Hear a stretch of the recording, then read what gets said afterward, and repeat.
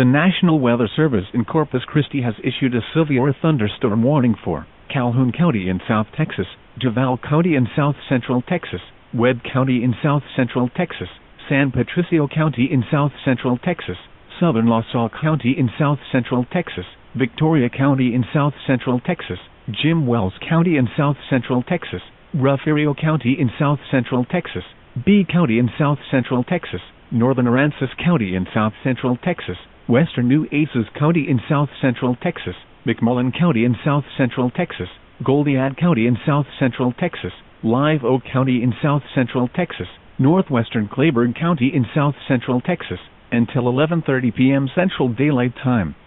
At 10:05 p.m. Central Daylight Time, severe thunderstorms were located along a line extending from Victoria to Laredo, moving southeast at 35 miles per hour. These are very dangerous storms. Hazard, 100 miles per hour wind gusts and grapefruit-size hail. Source, radar indicated. Impact, you are in a life-threatening situation. Flying debris may be deadly to those caught without shelter.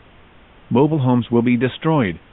Expect considerable damage to homes and businesses. Expect extensive tree damage and power outages.